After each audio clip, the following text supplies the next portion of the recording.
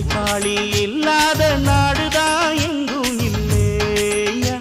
அரஹோயா அவன் உழைப்பாலே பிழைக்காத பேருதான் எங்கும் இல்லையா அரஹோயா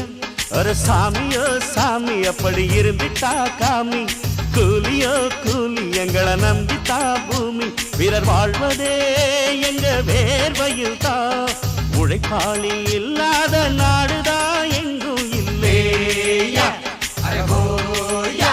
அவன் உழைப்பாலே பிழைக்காத பேருதான்